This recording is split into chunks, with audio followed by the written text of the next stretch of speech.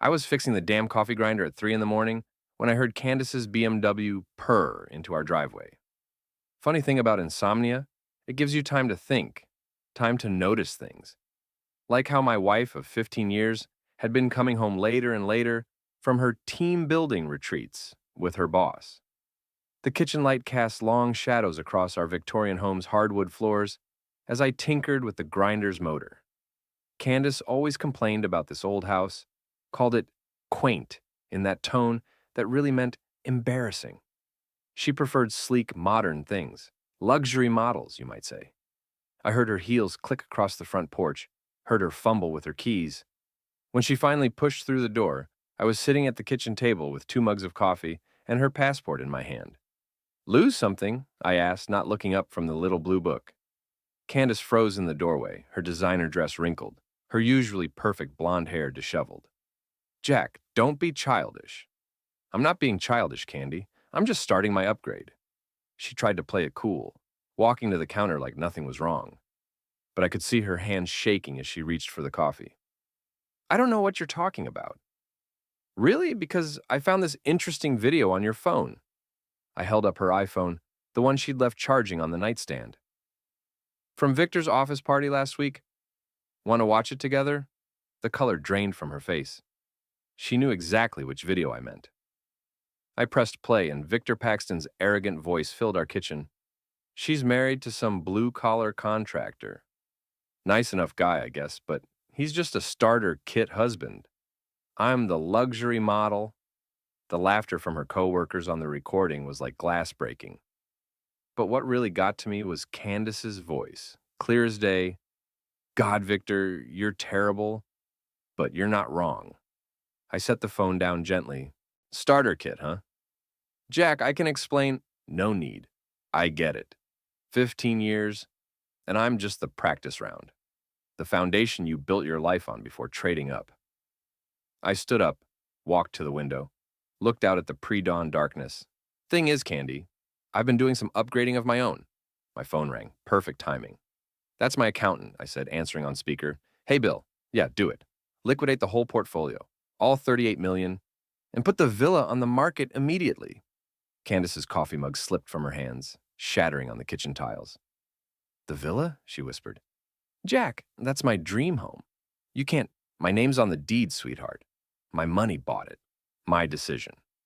I hung up and smiled at her for the first time in months. Consider it the first step in your downgrade. The next morning, I was in my basement workshop by 6 a.m., building something special. The Victorian's basement was my sanctuary, cluttered with tools, half-finished projects, and the smell of sawdust and motor oil. Candace never came down here, too blue-collar for her tastes. My phone buzzed with increasingly frantic texts from her. She'd tried to use her credit cards at the Ritz downtown where she'd been staying since our little chat. All declined. Her bank accounts? Frozen pending the divorce filing I'd submitted at 8 a.m. sharp. Jack, you bastard! The basement door slammed open and Candace stumbled down the stairs in yesterday's dress. You can't just cut me off. Actually, I can. Funny thing about being married to a contractor. You learn a lot about contracts. Prenups, for instance. I didn't look up from the circuit board I was soldering. Remember that romantic weekend in Vegas? When we renewed our vows and signed those papers you said were just for fun? Her face went white. She'd been too drunk on champagne and Victor's promises to read the fine print. That's not legal? My lawyer says otherwise. Adultery voids the community property clause. You get to keep what you brought into the marriage. I finally looked at her, which, if I recall correctly, was about $12,000 in student loan debt and a Honda Civic with a blown transmission. She tried a different approach, moving closer, putting on that sultry voice that used to work on me. Jack, baby, we can work this out. It was just a fling. Victor doesn't mean anything. Funny. That's exactly what he said about you. The workshop went dead quiet except for the hum of my soldering iron. What? I reached into my toolbox and pulled out a small recording device. Had a drink with Victor yesterday afternoon.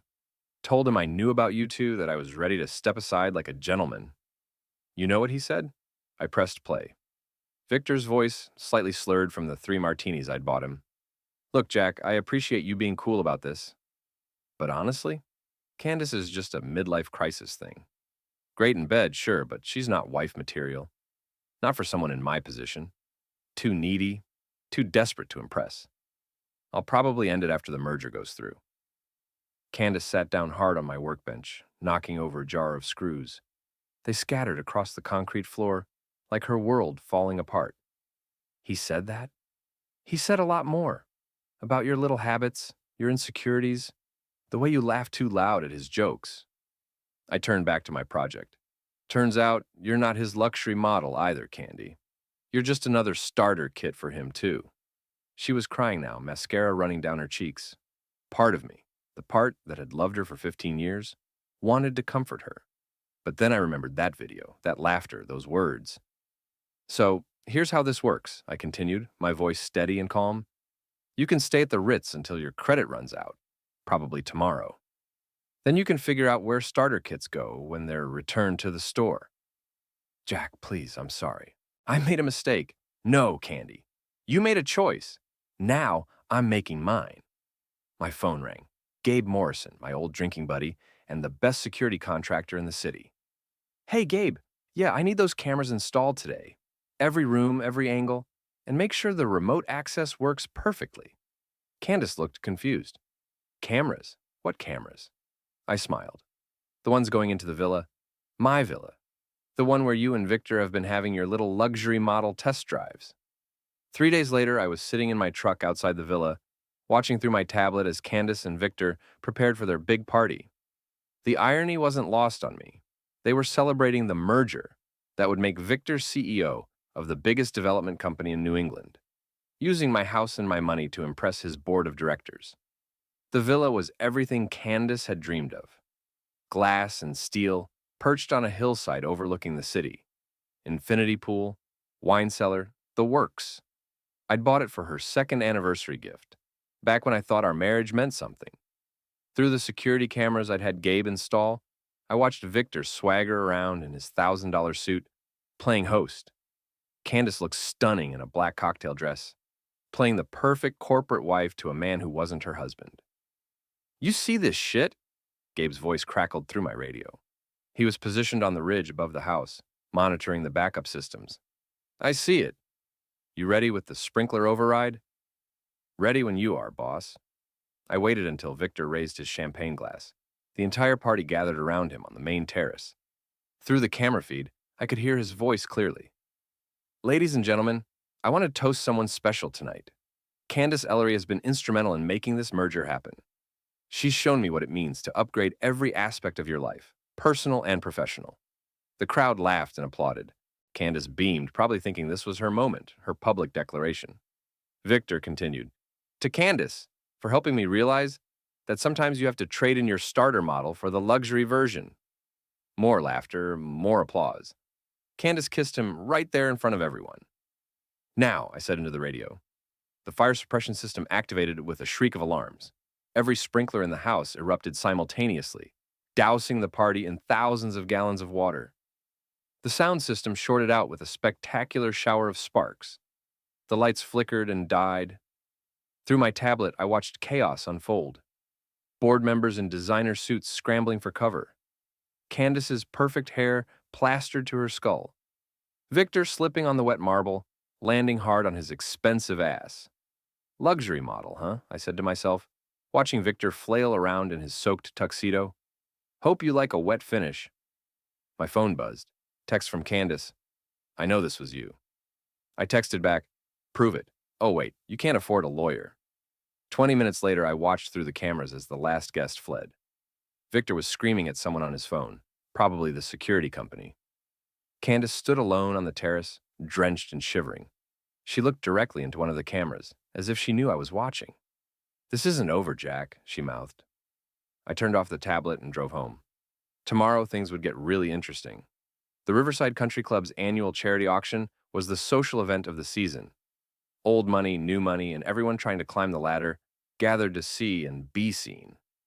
I'd never been much for these things, but Candace had dragged me to enough of them over the years that I knew the players. I also knew that Victor and Candace would be there, trying to salvage their reputations after the villa incident. Word travels fast in a small city, and the story of the mysterious sprinkler malfunction had already made the rounds. I wore my best suit, not designer, but clean and well-fitted. I'd learned long ago that confidence was the best accessory. They were holding court near the silent auction tables when I walked in. Victor had his arm around Candace's waist, both of them smiling too brightly at the cluster of board members and their wives. Jack! Tanya Morrison, Candace's work friend, spotted me first. What a surprise to see you here. The group turned to look at me. Candace went pale, but Victor just smiled that predatory grin of his. Jack Ellery, Victor said, extending his hand. Good to see you, buddy. How's the construction business? I shook his hand, matching his grip. Can't complain. Though I hear the luxury development markets has been having some water damage issues lately. A few people chuckled. Victor's smile tightened. Yeah, we had a little technical difficulty at the villa the other night, he said. But that's what insurance is for, right? Absolutely. Though I hear insurance doesn't cover everything. Like reputation damage? The conversation around us had stopped. Other guests were starting to notice the tension. Candace stepped forward, trying to play peacemaker. Jack, maybe we could talk privately. Why? I thought we were all friends here. Victor certainly seems to think so. I looked directly at him. In fact, I heard you've been giving marriage advice. Something about starter kits and luxury models. Victor's face flushed red. I don't know what you're talking about. Really? Because I have it on good authority that you're quite the expert on the subject, especially when it comes to other men's wives. The crowd was definitely listening now. Nothing like a little public drama to spice up a charity auction. Jack, that's enough, Candace hissed. Is it? Because I'm just getting started on my upgrade program. I pulled out my phone. Would you like to hear Victor's thoughts on luxury models? I have a recording. Victor snapped. He lunged forward, grabbing for my phone, but I stepped aside. His momentum carried him straight into the champagne tower behind me. Crystal glasses exploded in a cascade of Dom Perignon and broken glass. The crowd gasped. Victor lay sprawled in the wreckage, his designer tuxedo soaked and cut by glass shards. Oh my, I said, offering him my hand. How clumsy of me. I hope that wasn't a luxury model tuxedo. He slapped my hand away, struggling to his feet. You son of a bitch. Victor! One of the board members stepped forward. What the hell is going on here? Before Victor could answer, Tanya Morrison, who'd been listening to every word, spoke up. Did he really say that about starter kits? Because that's exactly what happened to my cousin Sarah when she was dating that banker from Boston. Another woman nodded. I heard he's been through half the secretaries at the company. And that settlement with his last assistant. Ladies, please. Victor tried to interrupt, but the damage was done. The gossip mill was spinning up to full speed. I looked at Candace, who was staring at Victor like she'd never seen him before. Looks like your luxury model has a few recalls, Candy. Might want to check the warranty. I walked away, leaving them standing in the wreckage. Behind me, I could hear the whispers starting, the phones coming out to capture photos of Victor's humiliation. Phase 2 complete. Victor made his move 3 nights later. I was working late at the construction site, where my crew was putting up a new apartment complex downtown. The building was about 60% complete. Concrete floors, steel framework, but no walls or windows yet. Just a skeleton reaching toward the sky. I heard the footsteps on the 3rd floor around midnight. Soft, trying to be quiet, but I'd been expecting this. Men like Victor don't handle public humiliation well, especially when their business deals start falling apart because of damaged reputations. I'd heard through Dana, my sister who worked in HR at a competing firm, that 2 board members had already pulled out of the merger. Something about character concerns and liability issues. The footsteps were getting closer. I was in the foreman's trailer, reviewing blueprints by lamplight, but I had a clear view of the construction site through the window. Jack Ellery! Victor's voice echoed through the empty building. He was drunk, angry, and probably armed with something. Men like him always thought violence was the answer when their world started crumbling. I stepped outside the trailer. Evening, Victor. Little late for a site inspection, don't you think? He emerged from the shadows on the 2nd floor, looking down at me. His expensive clothes were dirty, his hair disheveled. In his hand was a crowbar he'd probably grabbed from one of my tool stations. You think you're so fucking smart, he called down, destroying everything I've worked for. I didn't destroy anything, Victor.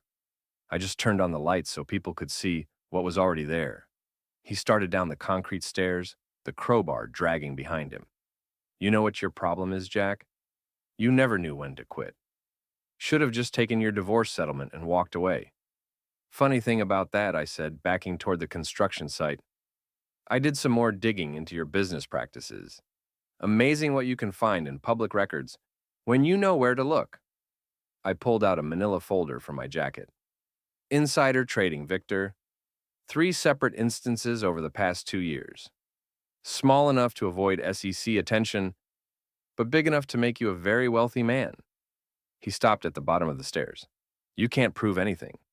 Maybe not in court, but I don't need a conviction to destroy you. Just suspicion.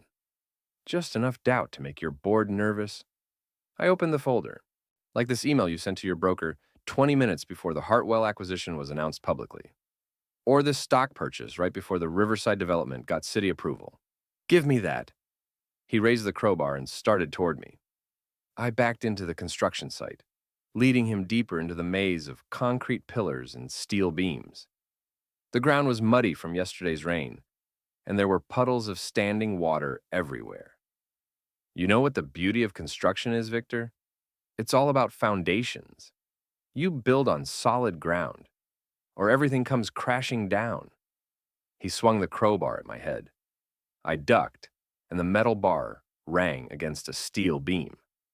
The thing is, I continued, dodging another swing, your foundation was always shit. Built on lies, cheating, stepping on other people. That's not luxury, Victor. That's just cheap. He lunged again, but his expensive leather shoes had no traction on the muddy ground. He slipped, stumbling forward, and I stepped aside. He crashed face first into a pile of wet concrete that my crew had mixed for tomorrow's pour. The crowbar flew from his hands, clattering across the concrete floor. Victor tried to push himself up, but the wet cement was like quicksand. The more he struggled, the deeper he sank. Careful there, luxury model, I said, standing over him. That concrete's still setting, just like your reputation.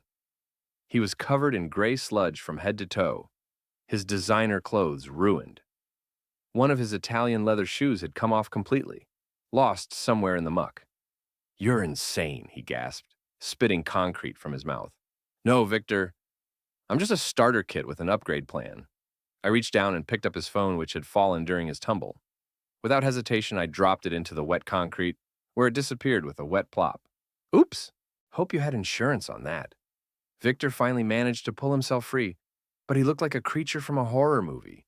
Gray, dripping, and missing a shoe. This isn't over, he snarled. Actually, it is, because tomorrow morning, copies of these documents go to every member of your board, every business reporter in the city, and the SEC. I held up the folder, now safely out of his reach. Game over, Victor. Time to return your luxury model status to the dealer. He limped away into the darkness, leaving a trail of concrete footprints and his dignity behind. I called Mason, my foreman. Hey, it's Jack. We're going to need fresh concrete for the 3rd floor foundation. The batch we mixed tonight got contaminated. 2 weeks later, Candace's parents showed up at my door. Richard and Patricia Whitmore. Old New England money. The kind of people who thought their shit didn't stink because their great-grandfather had owned a textile mill. Jack, we need to talk, Richard said, pushing past me into the house without being invited. Patricia followed, her nose wrinkled in distaste at my quaint Victorian decor. This situation with Candace has gone far enough. You're embarrassing the family. I led them to the living room, where they perched on my furniture like it might give them a disease. Coffee? I offered. We're not here for social pleasantries, Richard snapped. We're here to discuss terms. What kind of terms? Patricia opened her purse and pulled out a checkbook. How much will it take for you to stop this vendetta against Victor Paxton and allow Candace to divorce you quietly? I almost laughed. You want to buy me off? We're prepared to offer you $500,000, Richard said. More than enough for someone in your situation. My situation? Don't be coy, Jack. You're a tradesman. This is more money than you'll see in a lifetime. I sat back in my chair, studying these 2 relics of American aristocracy. You know what's funny? Your daughter thought the same thing, that I was just some blue-collar guy who'd be grateful for whatever scraps fell from the table. Candace made a mistake, Patricia said. But she's young. She was confused. She's 42 years old, and she wasn't confused when she was laughing about me being a starter kit husband. Richard leaned forward. Victor Paxton is a good match for her. He can provide the kind of life she deserves. Really, because last I heard, Victor's company's stock had dropped 40% since those SEC documents leaked. Something about a federal investigation into insider trading. Both parents went quiet. They hadn't heard about that yet. Oh, and there's more, Ashna continued. Turns out, Victor's been running a little side business, selling advance information about development projects to competing firms. The FBI raided his office yesterday. Patricia's hand went to her throat. That's not possible. Very possible. In fact, I have it on good authority that he's going to be arrested within the week. I stood up. So, your daughter's luxury model is about to become an orange jumpsuit model. Richard stood too, his face red with anger. You did this. You destroyed him. I didn't destroy anything. I just helped the truth come to light. Victor destroyed himself with greed and arrogance. What do you want? Patricia asked quietly. I want justice. I want everyone to see what kind of people you really are, what kind of person your daughter really is. I walked to the window, looked out at the street. But most of all, I want to finish my upgrade. What does that mean? I turned back to them with a smile. It means you should call Candace. Tell her to meet me at the villa tonight, 8 o'clock. Time for the final demonstration. After they left, I called Gabe. You ready for the grand finale? Born ready, boss. All systems are go. Then I called Dana. Did you get the recording equipment set up? Everything's wired for sound, big brother. This is going to be beautiful. Finally, I called Mason. Bring the truck around back of the villa at 8:30. We're going to need the spotlight rig. It was time to show Candace and Victor what a real upgrade looked like. The villa looked perfect in the twilight, all glass and steel gleaming against the darkening sky. I'd had the power restored after the sprinkler incident, and every light in the house was blazing. It looked like a luxury showroom, which was exactly what I wanted. Candace arrived first, pulling up in a rental car. Her BMW had been repossessed 3 days ago when she couldn't make the payments. She looked tired, older somehow, wearing a simple dress instead of her usual designer outfits. Victor showed up 10 minutes later in a beat-up Honda. His Porsche had been seized by the FBI as part of their investigation. He looked even worse than Candace, unshaven, nervous, constantly checking over his shoulder. I watched them through the security cameras as they approached the front door. They were arguing already, probably about whose fault this whole mess was. The door was unlocked. They stepped inside, calling my name. Jack, we're here. Let's get this over with. I was waiting for them in the main living room, sitting in the leather chair that faced the floor-to-ceiling windows overlooking the city. On the coffee table in front of me were 3 manila folders. Glad you could make it, I said. Please, sit down. We have a lot to discuss. They sat together on the couch across from me, but I could see the tension between them. The stress of the past few weeks had taken its toll on their relationship. What do you want, Jack? Candace asked. My parents said you were ready to negotiate. I am, but first, I want to show you something. I picked up a remote control and turned on the massive wall-mounted TV behind them. The screen filled with security footage from the villa, Candace and Victor in various compromising positions over the past 6 months. Their faces went white as they recognized themselves. You've been recording us? Victor sputtered. It's my house. I can record whatever I want. I turned off the TV. But that's just for my personal collection. What I really want to show you is this. I opened the first folder. Candace, did you know that Victor has been embezzling money from his company to pay for your little getaways? The villa rental fees, the jewelry, those weekend trips to Martha's Vineyard, all paid for with stolen money. She turned to look at Victor, who was sweating now. Victor, is that true? It's not stealing if you're going to pay it back. And Victor, I continued opening the second folder. Did you know that Candace has been selling inside information about your company's development projects to your competitors? Every pillow talk conversation you two had, she was recording and selling to the highest bidder. Now, it was Victor's turn to stare. What? Candace's mouth opened and closed like a fish. That's not... I never... Oh, but you did. I pulled out a stack of bank statements. 12 separate payments over the past 4 months. Very clever. Using an offshore account. Almost clever enough. They were both staring at each other now with horror and betrayal. The perfect couple, realizing they'd been using each other all along. But here's the really beautiful part, I said, opening the third folder. You've both been so busy screwing each other over that you never noticed what I was doing. I pulled out a deed. Victor, remember when you convinced Candace to sign over her half of the villa to you? So you could protect it from my divorce lawyers? He nodded slowly. And Candace, remember when you forged Victor's signature on that quitclaim deed, thinking you could hide the property from both of us? Her face went pale. Well, it turns out that when you commit fraud on a property deed, the entire transaction becomes void, which means, I smiled, the villa reverts to its original owner, me. I pressed a button on the remote. Suddenly, steel shutters slammed down over all the windows. The front door locked with an electronic click. Emergency lighting kicked in, bathing the room in red. What's happening? Candace screamed. Security lockdown, I said calmly. Don't worry, it's temporary. Just long enough for my friends outside to set up their equipment. Through the intercom system, I could hear Mason's voice. Spotlights in position, boss. Perfect. Gabe, are you ready with the sound system? All set. Every radio and PA system in a 5-mile radius is patched in. Victor was pulling frantically at the door handle. You can't keep us here? This is kidnapping. Actually, it's not. You're free to leave anytime you want. The balcony doors are unlocked. They ran to the sliding doors that led to the main balcony. I followed them outside, where Mason had set up a massive construction spotlight that illuminated us like actors on a stage. Below us, I could see cars stopping, people getting out to look up at the spectacle. Word travels fast in a small city, and half the town had probably heard about this showdown by now.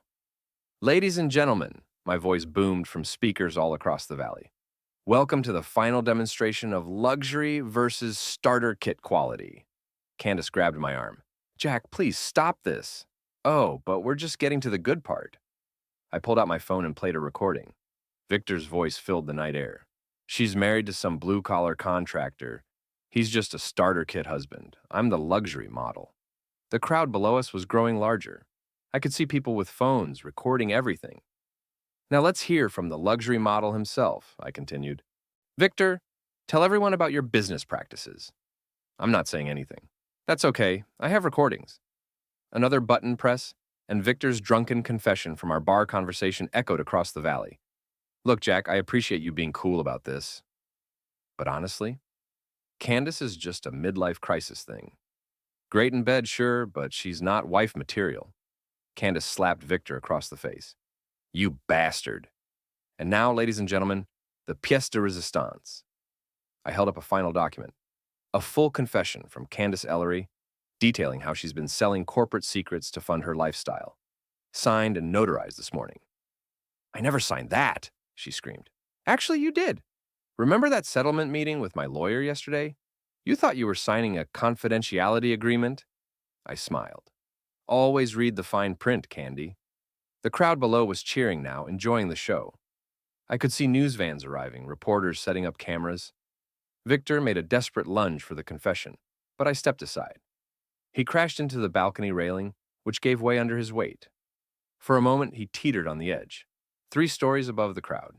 Candace grabbed his arm, pulling him back to safety. Victor! How touching, I said.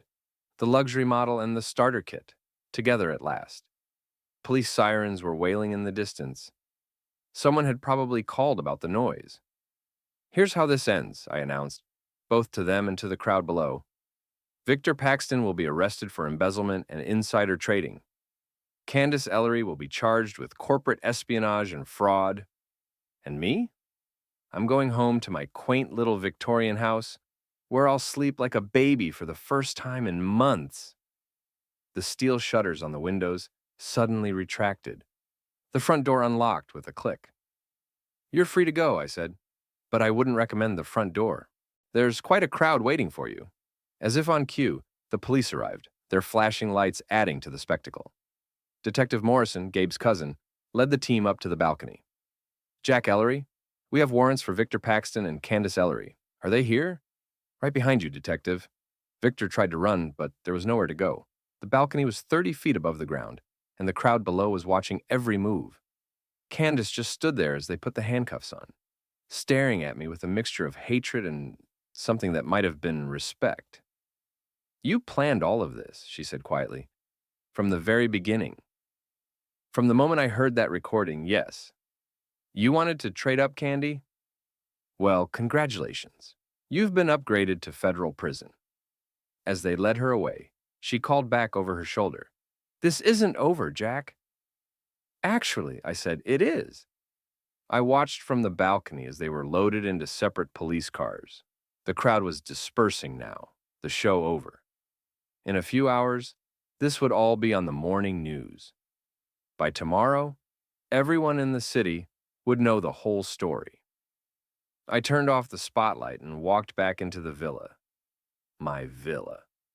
I'd put it on the market tomorrow, use the money to expand my construction business. Maybe buy that new equipment I'd been wanting.